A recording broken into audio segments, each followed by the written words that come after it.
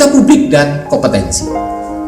Saudara, pelayan publik yang profesional membutuhkan tidak hanya kompetensi teknik dan leadership, namun juga kompetensi etika. Etika, saudara-saudara, itu sangat penting. Tanpa kompetensi etika, pejabat cenderung menjadi tidak peka, tidak peduli, dan diskriminatif, terutama pada masyarakat kalangan bawah. Profesionalitas merupakan prasyarat yang tidak bisa ditawar lagi bagi pejabat publik. Betul, suatu tugas atau pekerjaan harus dikerjakan oleh seseorang yang sesuai dengan keahliannya, karena hal ini sejalan dengan sabda Rasulullah, apabila suatu urusan diserahkan kepada orang yang bukan ahlinya, tunggulah kehancuran. Oleh karena itu harus dianut prinsip the right man on right job, menempatkan orang yang tepat pada posisi dan kemampuan yang tepat. Sebagai contoh, seorang sarjana teknik menduduki jabatan sebagai kepala biro hukum, atau sebaliknya seorang sarjana hukum diangkat sebagai kepala dinas bina marga. Pernah juga dijumpai di suatu daerah seseorang sarjana agama menduduki jabatan kepala dinas pekerjaan umum. Luar biasa. Maka ini akan tumbuh yang namanya kehancuran, kegagalan dari suatu mekanisme pelaksanaan pemerintahan di daerah.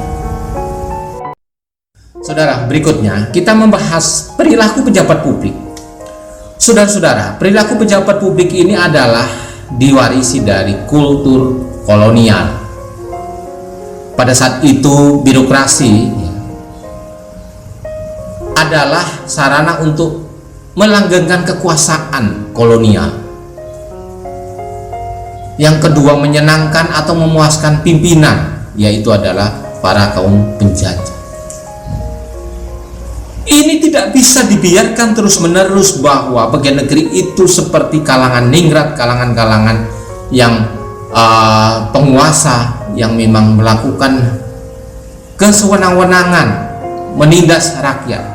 Perlu adanya perubahan mindset, perubahan cara berpikir. Perubahan mindset itu apa yang harus dilakukan? Penguasa harus menjadi pelayan. Wewenang kita itu harus menjadi peranan. Jabatan publik adalah amanah yang harus dipertanggungjawabkan, tidak hanya kepada atasan tapi juga kepada Allah Ta'ala, kepada masyarakat. Saudara-saudara, berikutnya kita membahas bentuk-bentuk kode etik dan implikasinya. Yang pertama, kita akan membahas pentingnya etika dalam urusan publik. Saudara-saudara, pemahaman awam mengenai kode etik atau ethical codes biasanya merujuk kepada kodifikasi etika publik yang berlaku di dalam profesi tertentu. Oleh sebab itu, biasanya orang mengenal kode etik kedokteran, kode etik insinyur, kode etik akuntan, dan sebagainya. Sedangkan bagi PNS yang merupakan jabatan generik, tidak ada rumusan kode etik yang berlaku bagi semua jenis pekerjaan. Maka kode etik administrasi negara biasanya dirujuk, posisinya berada di antara etika profesi dan etika politik. Namun demikian, perkembangan kebutuhan profesionalisme aparatur sipil negara sekarang ini menuntut dirumuskannya kode etik yang berlaku bagi semua jenis pekerjaan sebagai pelayan publik atau public servant. Saudara-saudara, mudah-mudahan saudara-saudara masih bersemangat. Saudara kita santai aja, silahkan saudara-saudara sambil cemilan atau ngopi, silahkan. Saudara-saudara, semangat pagi. Semangat. Oke, kita tetap bersemangat. Saudara-saudara, kita lanjutkan ya, kita santai aja. Mudah-mudahan pembelajaran kali ini masih saudara-saudara masih tetap dalam keadaan sehat.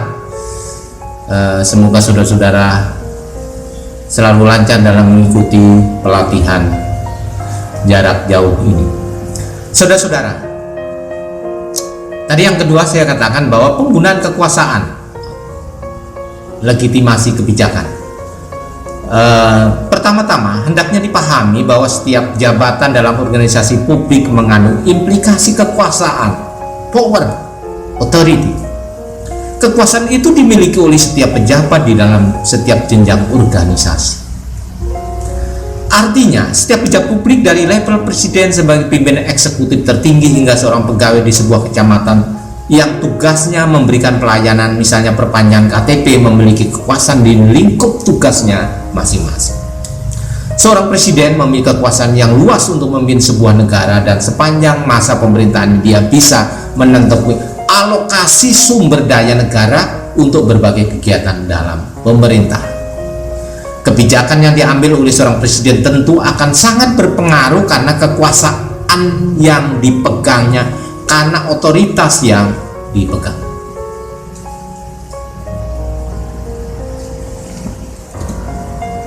Sebaliknya, seorang pegawai rendahan yang berhadapan langsung dengan warga masyarakat juga memiliki kekuasaan dalam lingkupnya sendiri.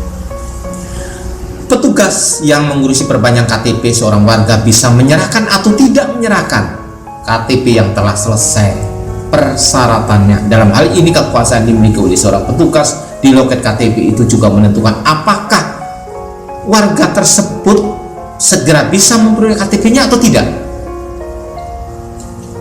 Petugas KTP yang menaati norma etika publik tentu akan menjamin hak warga tersebut dan tentunya akan menyerahkan KTP yang sudah diperpanjang sesuai syarat yang ditetapkan. Tetapi petugas KTP tersebut bisa saja menjual kekuasaannya yang dimiliki untuk menuntut imbalan tambahan atau uang ekstra dari warga yang mengurus KTP. Nah, ini saudara-saudara merupakan masalah etika yang harus betul-betul kita perhatikan.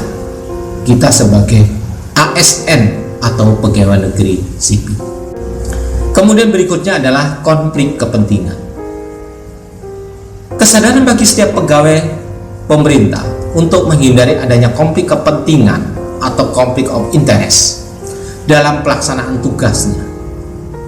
Pengertian dasar dari konflik kepentingan dapat secara sederhana dirumuskan.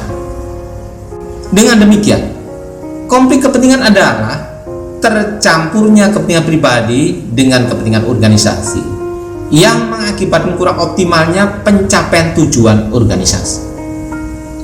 Di dalam kegiatan bisnis, konflik kepentingan akan mengakibatkan persaingan yang tidak sehat, serta manfaat kegiatan bisnis bagi khalayak yang kurang optimal. Sedangkan dalam organisasi pemerintah, konflik kepentingan akan mengakibatkan penyalahgunaan kekuasaan, pengerahan sumber daya publik yang kurang optimal, dan peningkatan kesejahteraan masyarakat jadi terabaikan. Karena kita biasanya lebih mengutamakan kepentingan pribadi daripada kepentingan publik atau masyarakat.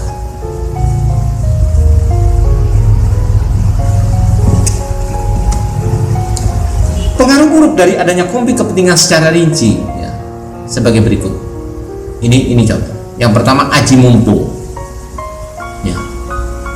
Memanfaatkan kedudukan politis untuk kepentingan yang sempit dan sistem nepotisme.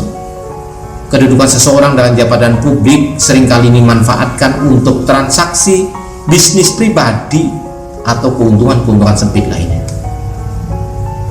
Itu yang pertama. Mumpung ada kesempatan, tambulu ada peluang. Yang kedua, menerima atau memberi suap. Berbagai bentuk transaksi suap menyuap biasanya terkait dengan digunakannya jabatan publik oleh seseorang pemegang kekuasaan secara tidak bertanggung jawab. Dan suap ini sudah mengejala kemana-mana, sulit sekali untuk diberantas. Nah, ini masalah etika.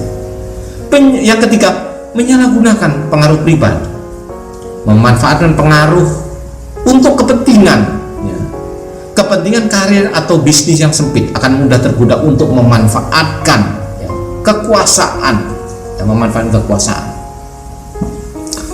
untuk mengeruk keuntungan pribadi. Yang keempat, pemanfaatan fasilitas organisasi atau lembaga untuk kepentingan pribadi. Dalam latar budaya di mana pemegang kekuasaan bisa mempengaruhi orang dengan simbol-simbol, sedangkan warga masih silau dengan simbol-simbol tersebut, seringkali terdapat kecenderungan pejabat untuk menggunakan fasilitas negara bagi kepentingan pribadi. Ini merupakan salah satu bentuk konflik kepentingan yang masih banyak terjadi di Indonesia, yang perlu terus dikikis dan dikurangi secara substansial. Kemudian berikutnya, pemanfaatan informasi rahasia, mengacaukan kedudukan formal dengan keuntungan yang diperoleh secara informal. Jadi konflik kepentingan ini menciptakan pasar gelap bagi transaksi yang dilakukan dalam forum-forum informal. Berbagai informasi rahasia yang semestinya dijaga karena sangat penting bagi negara seringkali dimanfaatkan oleh sebagian pejabat untuk kepentingan pribadi. Kemudian, loyalitas ganda, menggunakan kedudukan dalam pemerintahan untuk investasi pribadi. Pejabat yang memiliki kedudukan ganda karena memiliki bisnis pribadi seringkali mengambil manfaat dari jabatannya. Di dalam pemerintahan, kecenderungan ini juga masih merupakan persoalan serius yang harus ditangani, yang mengakibatkan rendahnya integritas pelayanan publik. Nah, itu adalah persoalan-persoalan etika, saudara-saudara. Sekarang bagaimana solusinya? Tentu harus ada jalan keluar, saudara-saudara. Beberapa tindakan yang harus dihindari karena termasuk dalam kategori konflik kepentingan. Yang pertama, ini tolong saudara-saudara dicatat.